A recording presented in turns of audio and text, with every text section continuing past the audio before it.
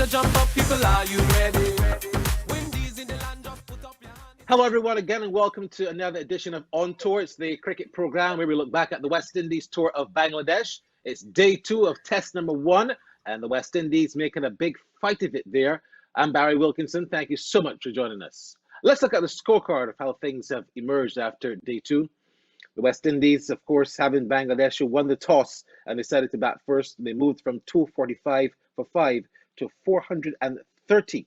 An excellent century there from the number 8 batsman, Hasan Miraz, who scored his first test century, a wonderful 103 from 168 balls, 13 fours, and really propelling the Bangladesh team, who might have just wobbled a little bit after the dismissal there, Shakib al-Hassan, with a score on 315, and then Tajal Aslam, who was dismissed cheaply.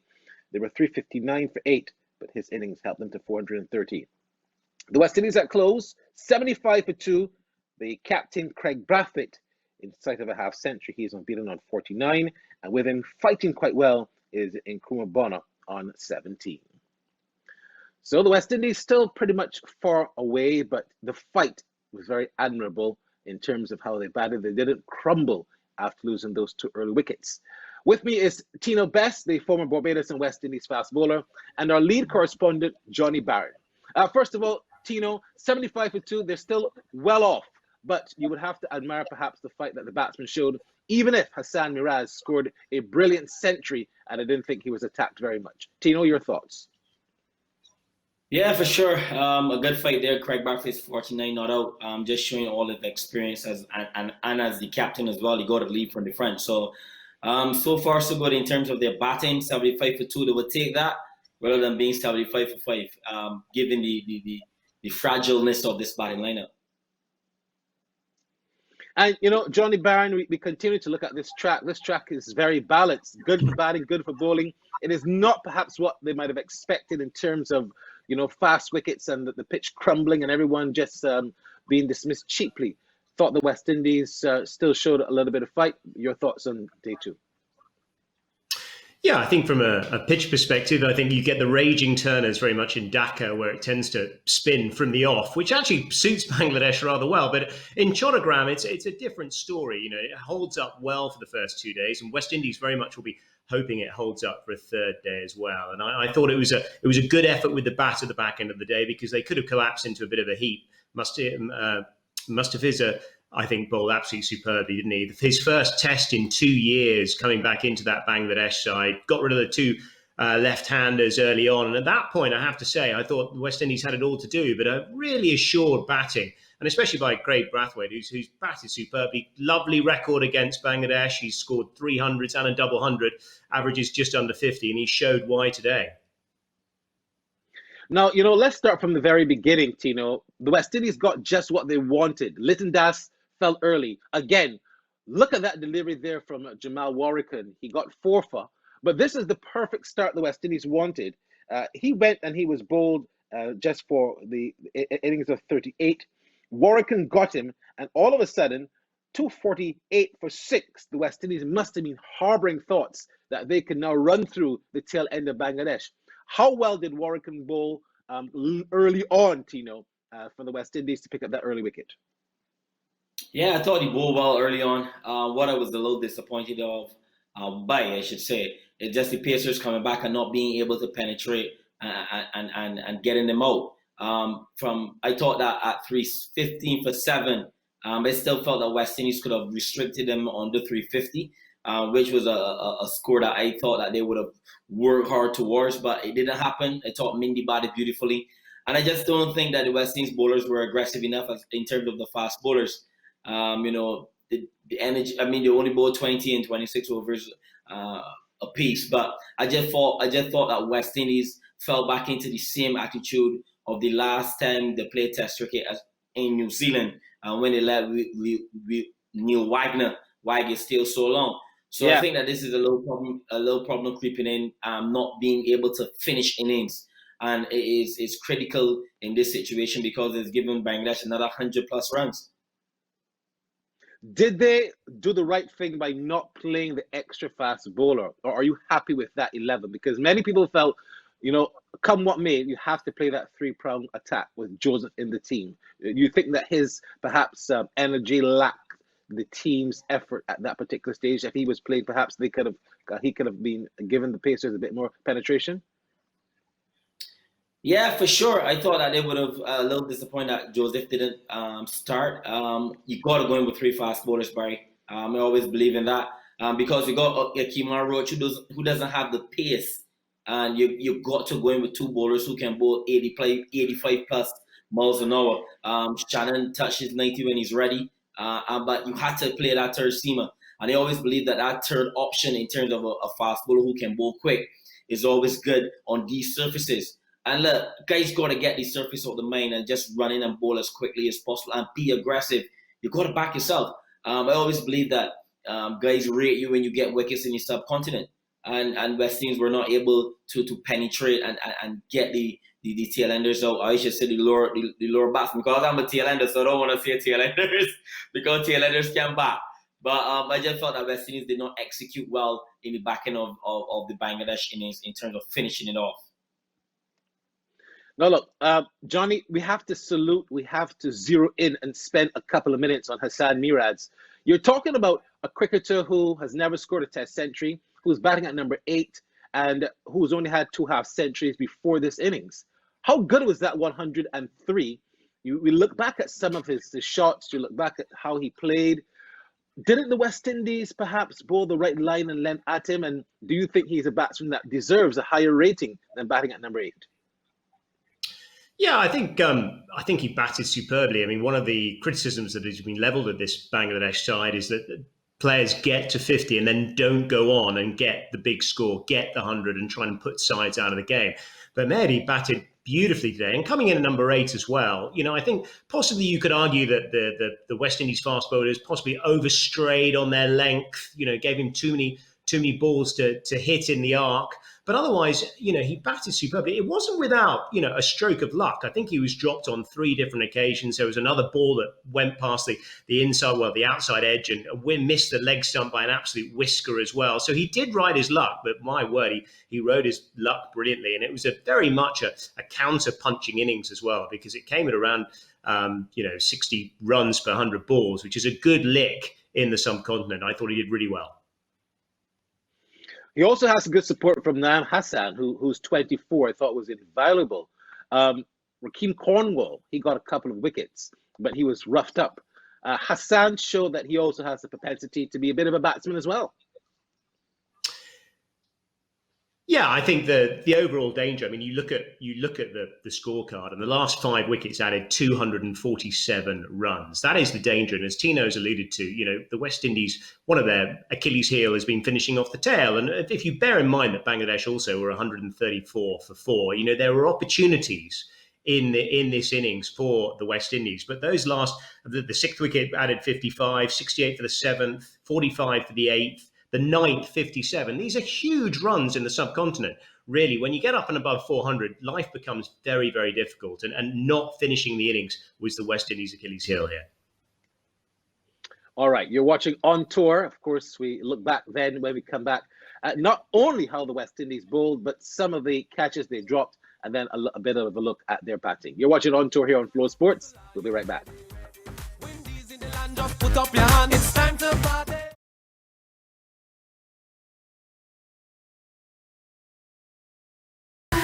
To the top, it's time to jump up. People, are you ready?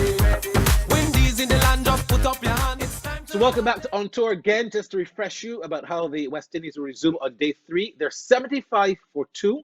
Of course, they need to get 430. That was the first inning score made by Bangladesh.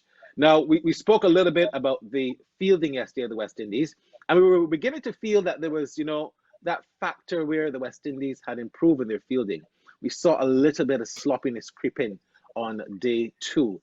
Johnny, it could have been a different story like you alluded to in the last segment. On 24 and 85, Hasan Miraz should have been dismissed. The culprits were Warrican and actually Cornwall, who eventually got the majority of the wickets. Should have those opportunities been taken, and what did they do wrong? Yeah, I think the catching in the subcontinent, it's so important because opportunities don't come by on a regular basis. And I think overall in this game so far, the West Indies have dropped 5 chances, and these, that's having to go through that card, on another 50%. We saw how dare that was in New Zealand. Yes, exactly, and this is absolutely the problem. If you're dropping catches, it makes the job away from home in the opposition's backyard that much harder. And those 2 chances, as you say, were great opportunities. There was another opportunity as well on 71 where the ball just skimmed past the inside of the leg stump, and there might well have been one later on in the Mehidy innings. He rode his luck, but those opportunities, they really have to be taken at this level. Okay, Tino, look, let's zoom in on the West Indies batting now. John Campbell continues to have that problem, going on the back foot quite often. Craig Brathwaite certainly has not really found, if you ask me, an opener yet that he can say is going to partner him in the West Indies for a long time. Him himself is fighting back. How did the West Indies handle that opening pair and the opening bowling? What did Campbell do wrong? I think batting lineup was wrong, Barry, to be honest. You got to let Shane Mosley open batting with Craig Brathwaite. He's very familiar from playing from Wanderers cricket to Barbados cricket with Craig. So he has more of a repertoire in terms of understanding each other a lot better. I just thought that John Campbell could have come at maybe 3, even though he made a half century in his last innings in New Zealand. His technique is still flawed, and if you're going to start him, you still got to give him a little bit of leadway in terms of letting him see what's happening. If you want to utilize him in terms of making runs, but really and truly, Craig Brathwaite showed his class again. He looks solid, and West Indies will be looking to him to score a big one tomorrow. Just drop anchor. The pitch hasn't deteriorated as yet. It still looks a good track. And the spinners haven't got any wickets yet. Maybe when the shine goes, the lacquer goes off a bit more, you will see some more drift and turn from them. But Shakib is not there. Reports he has a little growing problem. So I'm not wishing bad on him, but I would like if you don't come out on bowl at all. So the West Indies can score or get close to this first innings score. Yeah, we can look at Shakib in a second and ask Johnny about that injury. But Craig, 7 fours, and he has not looked shaky. He's looked quite solid. He's actually even looked a little positive. Don't you think that this is how Craig Brathwaite should try and approach more of his innings if he's to be more fruitful for West Indies? Yeah, for sure, Barry. Positivity. I honestly believe that when you got a batting coach in the team, like maybe a Desmond Haynes or somebody who scored thousands of international runs, it helps tremendously with the confidence of guys like Craig Brathwaite and even John Campbell. I honestly believe that after this tour, the batting coach has to be under the microscope for sure in terms of what is he doing. So I'm watching this game. I'm watching the guy's technique as well. We all know that the coach can't go back for you, but it's all about attitude. The attitude is your batting in terms of how you approach the ball. If you're going to use your feet, I would like to see the West Indies use their feet a lot more when the spinners come on. So I'll be watching with great intensity in terms of watching and seeing what they're doing against these Bangladesh spinners. Now, Johnny, that unfortunate injury to Shakib Al Hasan in the one international series, he had that groin injury. And in fact, at the post-match press conference, he indicated that he might not even play in the Test series because of the same groin injury. He fought it out. He batted well. He was bowling quite well. But then this occurred. That nasty groin actually was pulled. And it seemed to me that the injury could be very serious. How crucial is that going to be for the bowling of Bangladesh? I won't talk too much about the batting because they have a big cushion. How crucial is that going to be going forward for Bangladesh in this Test series? And in this match, do you expect it to play a big role in him not continuing if he does? Yeah, I think it could have a big effect. I think the groin injury that you alluded to, of course, developed in the one day international series. I think actually he may well have started to tweak it when he was batting out there during the course of the day, and then of course he pulled it, I think, in his first over. So it will make a massive effect for Bangladesh. They do have. I mean, they've gone into this game with one seamer. Mustafizer, who did, of course, beautifully at the top. And they still have, they have 4 seamers, including Shakib, in this side. So they've got plenty of experience. But the fact that Shakib's so experienced, of course, you got seven wickets in the ODI series, also, including 4 for 8. He is a brilliant world-class all-rounder. And when the chips are a little bit more further advanced in this game, when the pitch starts to take a little bit more turn, the loss of Shakib is a major blow for Bangladesh. Yeah, I think you're right. Let's wait to see how much of an impact that is going to have. But Bangladesh certainly will just be a little bit worried about it. One final word, Tino, on the bowling of Bangladesh. Did you think that they had the right combination? And is this pitch going to be that bad on day 3 and perhaps day 4 in terms of how the spinners might want to manipulate the roughage and the turn? Yeah, I thought that their bowling was all right, but I think a big loss for them is Shakib. He is a quality. He is a number 1, number 2 all-rounder in the world. Obviously, he hasn't been playing competitive cricket for such a long time. So playing in the nets and stuff is not as serious as playing the game. You get different competitive juices drawing to you when you play in the game. But I thought that Fizz bowled beautifully. He's showing his class. Hasn't played Test cricket for nearly 2 years, so he's going to be hungry as well. But Craig Bradford looked solid, and I just felt that the way that West Indies approached their batting by the captain was really positive. But Bangladesh, they got the work cut out for them. They're probably hoping that the pitch deteriorate, Barry, so that the spinners can get into the game a lot more on the 3rd and 4th day. And West Indies just have to be positive. They just have to use the feet. I think using the feet to spinners is a lost art. And it's something that I would love to see in this game. But really and truly, Bangladesh got their work cut out. After West Indies need to concentrate, drop anchor, and just be competitive. All right, you're watching On Tour. When we come back, we'll hear from the man of the moment, Hasan Miraz, and also from the West Indies cap. Stay with us. Windies in the land, just put up your hand. It's time to party. Turn it up to the top. It's time to jump up. People, are you ready? Windies in the land, just put up your hand. It's time to. So welcome back to On Tour. Of course, the West Indies 75 for 2. They're chasing 430 made by Bangladesh. The man of the moment on day 2 was Hasan Miraz, getting a maiden century, batting at number 8. He spoke with Ian Bishop, and we also hear from the West Indies camp. Tell us what this maiden test match 100 means to you. Alhamdulillah, I'm really happy. Goes to credit Allah.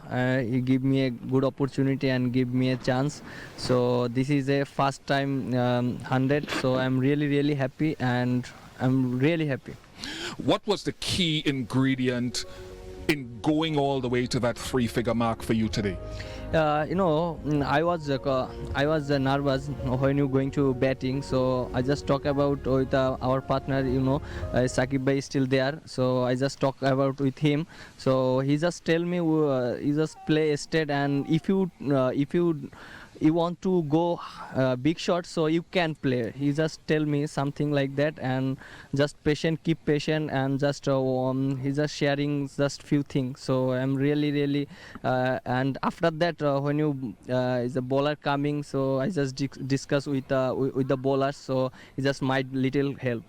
All right, Mehidy, Hasan Miraz, you must be pretty happy with the support you got initially from Shakib Al Hasan, then Tajul Islam, even Naeem at the end to take you through. You feel it's very important when a player was established to get that support from the low order batsman? Yeah, definitely. When your senior player is playing in this type of condition, you be bit confident, and so I'm bit confident because when you're going to batting, just everybody is supporting me. And just just keep going, and you need to get 1-2 singles, and if you bat ball, you just try to hit. So I just thinking about this thing. Mehidy, finally and quickly now going forward, whenever you have your next innings, your expectation for yourself and what the team expects of you. Yeah, the wicket is little turn, and definitely and not forget it. I am bowling, so now at the moment I do bowling. So we need to focus on bowling, because you know that the wicket is little turning, and if we bowling well in this wicket, so we come back strongly. I think so. The Bangladesh, batsman played well. Obviously, the pitch is a good one. So the guys buckled down. Obviously, we had one or two chances that was quite tough. But I thought they played well. But I think throughout the innings we were very disciplined. So I'm very happy with that. Well, I thought it played well today. Not much spin. Some balls they spin, but the bounce is quite true. It's not too low. So I think it will hold up for the next day and a half. And then possibly, day 4 and 5, it may start to rise a little bit more. But I think it's a good pitch for batting still. Congratulations and thank you so much. We hope the West Indies can bounce back on day 3. Gentlemen, final thoughts of you, Tino, and then Johnny Barron. What must the West Indies do to get 430? Don't give me a cheeky answer like bat all day long. Should they be aggressive? Should they take the attack to the Bangladesh bowlers? For sure, Barry, they got to take the attack to them and be smart, be selective. And yes, Barry, they have to bat all day. It's a test match. It's not a T20 or I should say T10. They've got to bat properly. I would love to see Nkrumah Bonner grab this opportunity. He's on test debut, but he's such an experienced cricketer in terms of being around. I played against Nkrumah Bonner for CCC and when he played for Jamaica.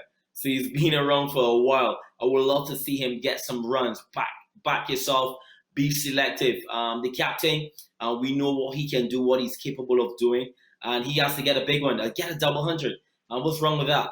And West Indies, when they come out to bat or when they lose a wicket, I would love to see the batsmen use their feet and be selective and just be aggressive in terms of executing their shots well and not being bogged down in terms of just poking and poking and poking, and then they're out back pad. I hate to see that. Be selective, play your sweep shots. When the bowler is getting tight on you, bring the sweep out and get off a strike. Be smart about your batting. That is what I think the batting coach should be doing or telling the West Indies batsmen. Bring the sweep into play. I think that's a tremendous shot to get off a strike in Bangladesh, and it's something that I hear Otis Gibson said all the time when the likes of Kieran Powell made those 200s in Dhaka. When Shakib was bowling so well at him, what he did, he used the sweep shot to get off a strike. And I think that's something that the West Indies need to implement and need to do in terms of getting close to this 430. Excellent. Well, let's hear from you, Johnny Barron. What must happen for the West Indies to get up there on day 3? Now, how do you see this test going generally? Well, look, I think West Indies battled back very nicely in the evening session, and especially the batting of Craig Brathwaite, especially in the way in which he went about his business. He was very positive, and he needs to continue that tomorrow. I think the first thing is to get through the Fizz first up, because he did bowl beautifully with the new ball, and you think he might be a threat early on, and then just to get in against the spinners. It's still an excellent pitch, and it's likely to be so, you feel, for the duration of day 3 and probably a good part of day 4 as well. The key thing, as Tino said, they've got to bat the day, and that will give them a chance of getting something out of this game. Thank you so much, Johnny Barron. Well, thank you so much, guys. We will resume at 11:30 on FlowSports, and the West Indies, like I said, 75 for 2, needing to get up to 430. We'll see you tomorrow for more of On Tour right here on FlowSports. Bye-bye for now. We are the West Indies. That's right. We are the West Indies. Turn it up to the top. It's time to jump up. People, are you ready? Windies in the land. Just put up your hand.